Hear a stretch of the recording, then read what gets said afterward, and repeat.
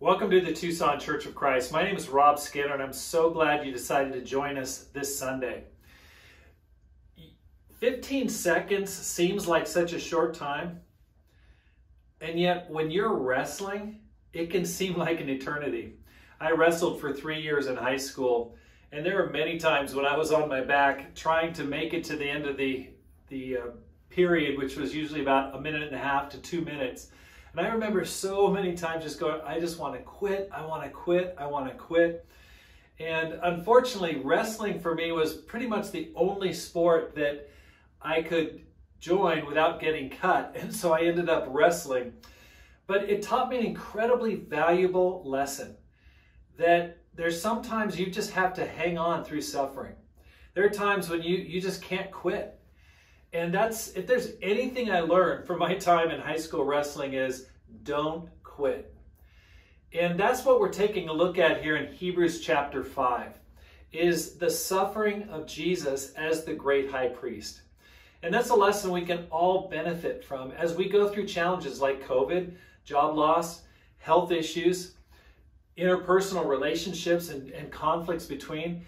It's so easy to quit or to want to quit, or to give up, or just to run away. And yet Jesus teaches a different method entirely. So let's go ahead and pick it up in Hebrews chapter 5. And in the first paragraphs, the Bible makes a comparison between Aaron, who is the priest of the Old Testament, and his descendants, and how Jesus is a greater high priest. Aaron represented the people before God, and that's what a priest does. He was chosen by men, for men.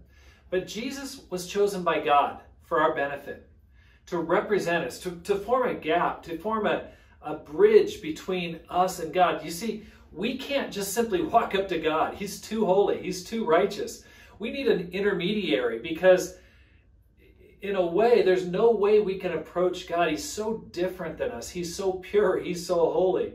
And if you'll be honest with yourself, you realize there's a lot of failings in my life that would keep me away from a holy God.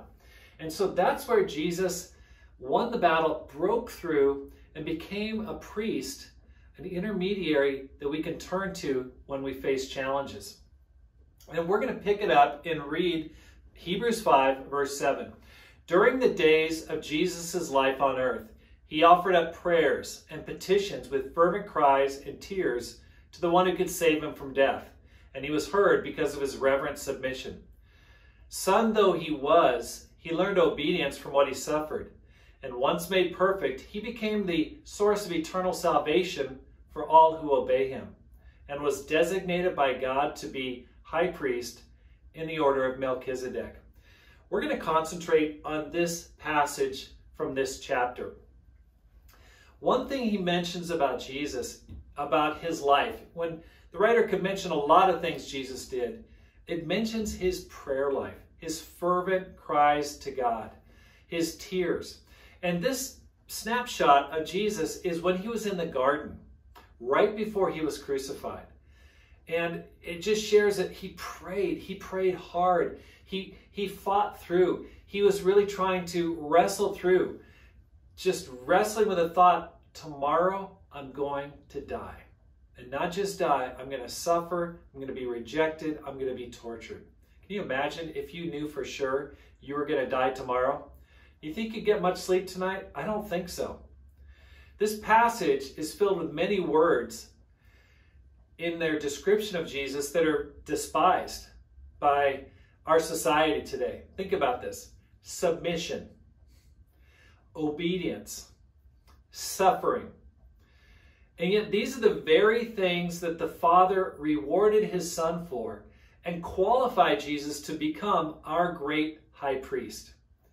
Jesus was always perfect. Now, take a look at the passages. It says here, Son though he was, he learned obedience from what he suffered, and once made perfect, he became the source of eternal salvation for all who obeyed him.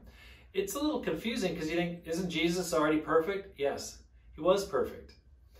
And yet, he got tested and refined, and his perfection was revealed for what it is. And he faced every challenge and passed it.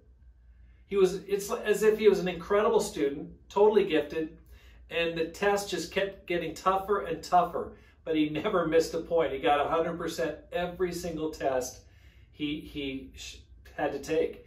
And that's the way Jesus' life was, starting with the temptation in the desert. He passed that test all through his ministry career. And then the biggest test, the ultimate final, was his crucifixion and suffering. And he passed that too. And so it just showed how perfect he really was. He was perfect, but he was absolutely revealed as more than perfect through the testing. And it culminated in the garden when Jesus had to face the ultimate challenge, which was giving his life away freely for our sake. His death on the cross was a culmination of a life of challenge. Every challenge that he faced, every form of rejection, ridicule, snide comments, anger, misunderstanding, yelling, spitting. We were in a Bible study recently with a person, and one of the people in this Bible study was a woman named Yumiko, and she's Japanese, great sister, and she was talking about the cross and about Jesus's love for us. And she said, the thing that inspires me about Jesus is that he just gave himself away with no fun and no benefits to him. I just thought, great summary. No fun, no benefits.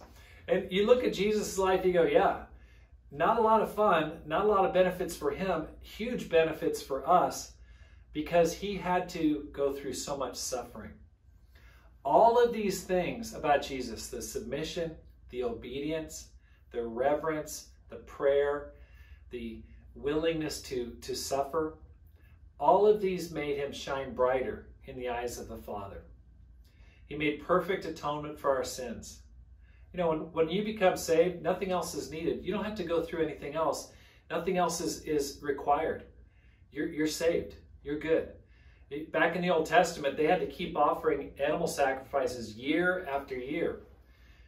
It was a repetitive thing. And what it showed is those things didn't really solve the real issue. They were more symbolic than anything. But Jesus, his sacrifice is totally perfect. Nothing's lacking. He became perfectly qualified to sympathize with us.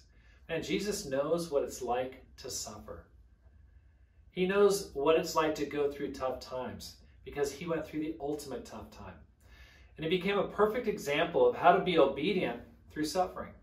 He's an inspiring example for us who have to go through our own variety of suffering. And there's two things I think we can learn from Jesus' example of praying and sweating blood is learn to accept suffering as coming from God. Learn to accept suffering as coming from God. I love this passage. It says, son though he was, he learned obedience from what he suffered. It prefaces it there and says he's the Son of God. He's in a privileged position. And even though he was a son, he suffered. Now you would think if you're the son of the king, you would have a totally different itinerary than everybody else, right? You go, man, it's going to be easier. It's going to be more fluffed up, a lot more luxury. Exactly the opposite. Son though he was, he learned obedience from what he suffered. What can we gain from this? If you are a son or daughter of God, you will suffer. Son though you are, daughter though you are. We've got to accept that internally, that's part of being a son of God, is that we may suffer, and we might even suffer more than those around us. Two, you can learn obedience from what you suffer. You can actually grow. You can become more obedient, stronger spiritually from what you suffer. And three, look to God as the source. Don't get angry at people. In Ephesians chapter 6, Paul goes on a long discourse about the spiritual battle. And he says the battle we fight isn't against flesh and blood. It's against the forces of evil, the spiritual forces of evil in the heavenly realms. Many times when we go through challenge, a lot of the challenge and suffering that we go through comes from people. It's the interpersonal conflict. It's the little slights. It's the people who are ignoring us, the people that say things or the people that don't really treat us with the respect we desire. And we get angry. And it's a light form of suffering. And yet for many of us, we just get so wound up in all of that. We just get so angry, so upset. I want to ask you to think about this. Is that the real battle? Is that person the issue? Or is it God? Maybe God's allowing it to happen in your life to teach you something. I want you to think about all the people that totally diss Jesus. They said, hey, if you are the Son of God, come on down from the cross. Yeah, show you really are. I mean, there's so many people that spit in his face, laughed at him, made fun of him, mocked him. They even said things like, hey, aren't we right in saying that you're demon-possessed? I mean, they just said, listen, they looked at the Son of God, the man who never sinned. They said, aren't we right in saying you're demon-possessed? Now, that would give you reason to get angry at the person, wouldn't it? Yet Jesus never really responded directly to those people. He knew it was all part of God's testing. It was all part of the program that God was putting him through. As Pilate sneered at him, as the religious leaders, charged him with blasphemy, tried to trap him, and said things that were completely untrue. Jesus could have gotten angry at the people, but he understood. He said, you would have no power over me if it were not given to you from above. And what are you going through right now? Maybe you've got some issues with people. Maybe you've got some health issues. Maybe you've got some other issues.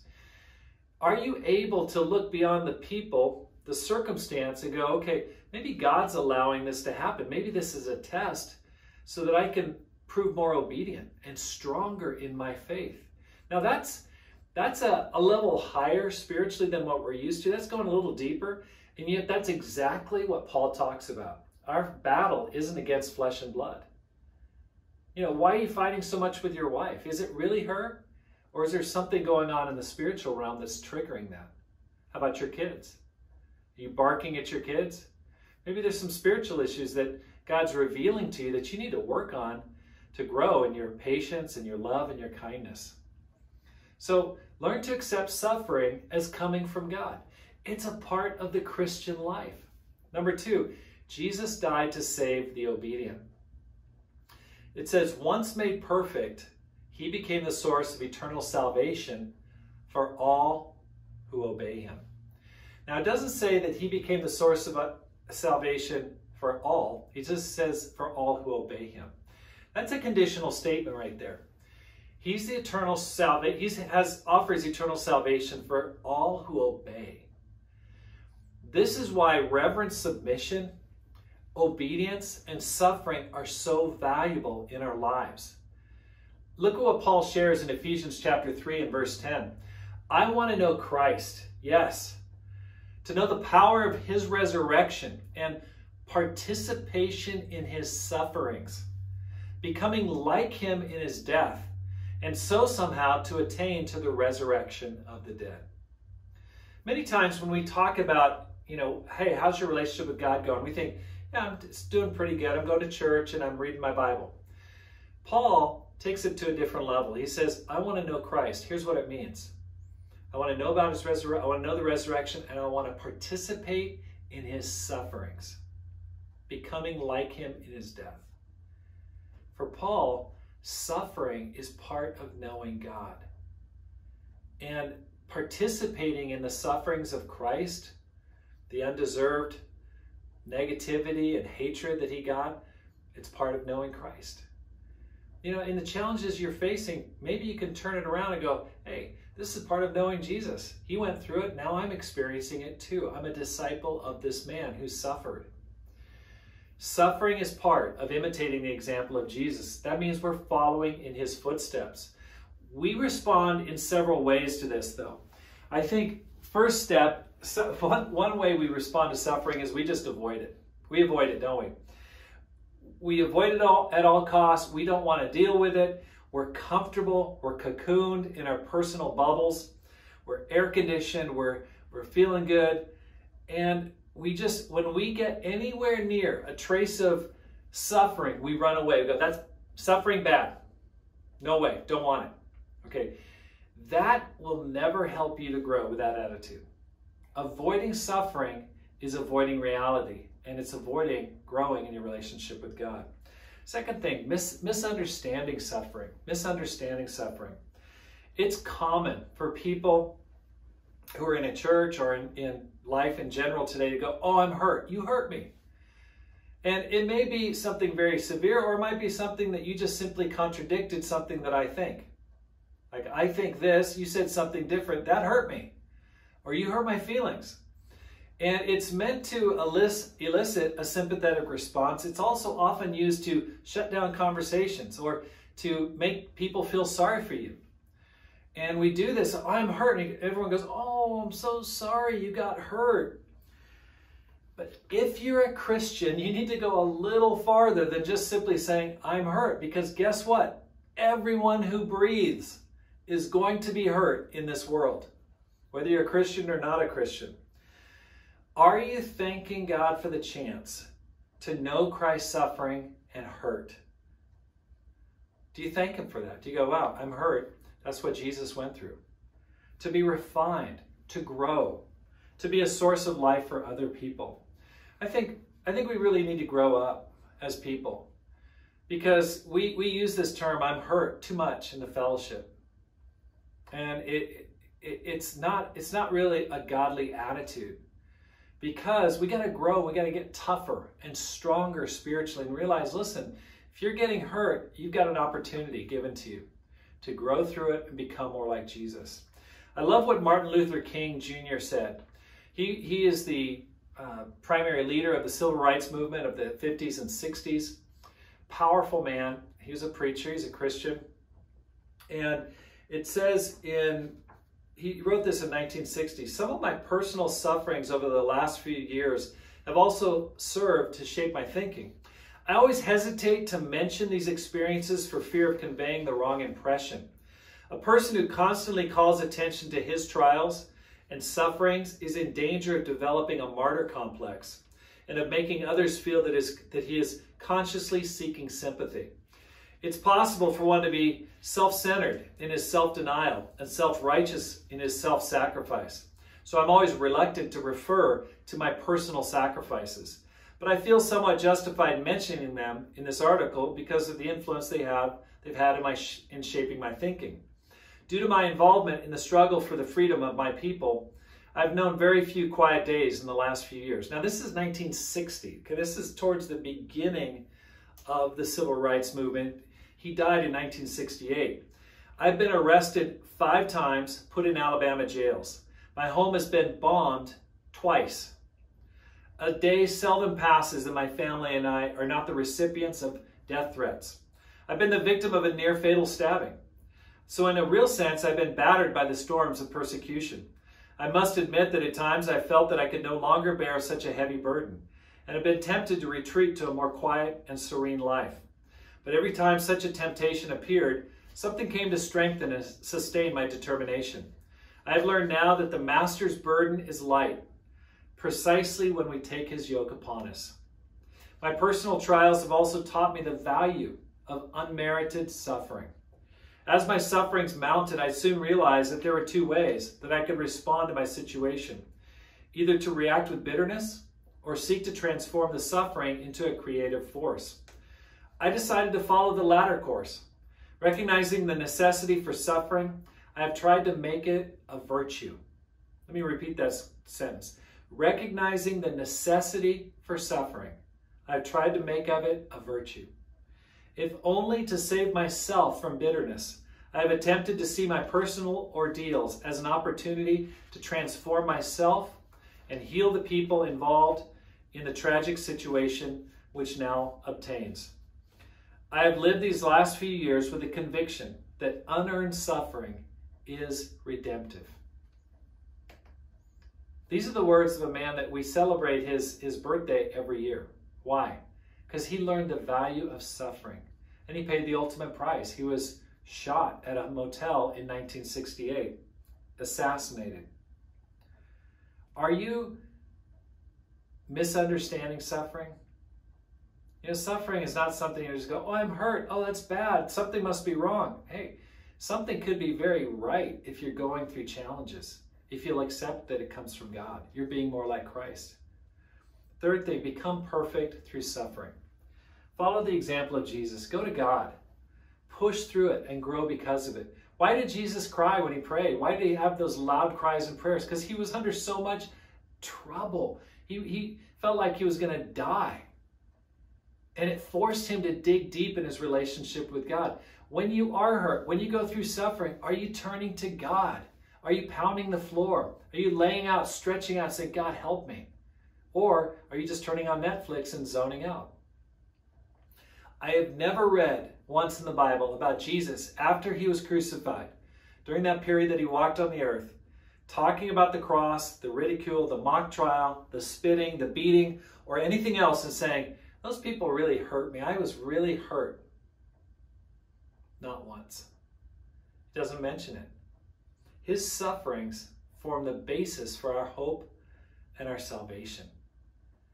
He learned obedience from what he suffered, and because of that, God exalted him to the highest place and gave him the name that's above every name. That's why Jesus is the greatest person on earth. And listen, you can grow in your stature, in your spirituality, if you will accept suffering and stop running from it, stop misunderstanding it, stop saying, oh, it's just bad. Instead, accept it, go, okay, here's an opportunity for me to grow. Look at Paul's attitude toward hurt and suffering. In Acts chapter 14, he's planting different churches. He goes into one city, and in Acts 14:19, then some Jews from Antioch and Iconium came and won the crowd over. They stoned Paul, dragged him outside the city thinking he was dead. But after the disciples had gathered around him, he got up and went back into the city. The next day, he and Barnabas left for Derbe. They preached the gospel in that city and won a large number of disciples. Then they returned to Lystra, Iconium, and Antioch, strengthening the disciples and encouraging them to remain true to the faith. We must go through many hardships to enter the kingdom of God, they said. Okay, what happened here? He goes into a town, he's preaching the word. They drag him out of the town and they stone him. I mean, huge rocks. And so badly, he's so bloodied that they think he's dead. Well, guess what? He revives somehow, and then he just picks himself up, dusts off, and goes to the next town and preaches there. Then he comes back to the place he was just stoned. And what does he tell the people? Man, those people really hurt me. Man, that was just so wrong. No, he says, we must go through many hardships to enter the kingdom of God. He wraps it up here in this chapter in Hebrews 5 with a warning against falling away. And this is the challenge, because Paul wanted to communicate to those people where he knew that, they saw him get stoned and he came back. He wanted to communicate, listen, this is the way it is in the Christian life. You're going to get beat up at times. You're going to get hurt both by the people in the world and at times by your brothers and sisters. It's just part of the process. Part of the process. But it's tempting to quit or fall away when we get hurt or go through suffering. We want to run away from the challenge, we pursue comfort and ease, and we let go of our spiritual disciplines.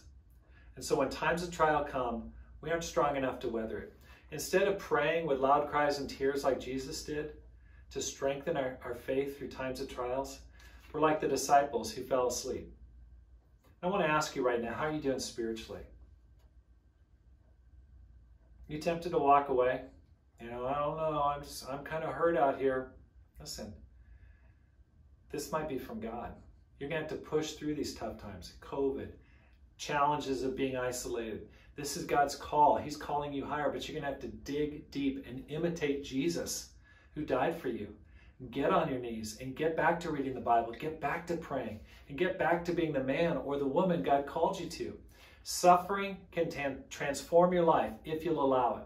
But if you choose to fall away and just run away from suffering, you'll never learn. You'll continue to suffer at different times in your life, but you'll never learn the lesson and grow through it. So lean into it and grow. Here's some next steps. Embrace suffering as an opportunity from God to get closer to God. Push through. Don't run away from challenges. And as a practical step, I'd say join the prayer and fasting chain. Many of us have not fasted, even though we've been doing it for 5 months. And I know some of us have health challenges, but some of us just don't want to suffer even for a meal or a day because it's uncomfortable. But what better opportunity to simply say, you know what, for Christ, I'm going to say no to my physical desires and get close to Him. Great spiritual exercise to help you to push through suffering and gain from it. I love you so much. Have an awesome day.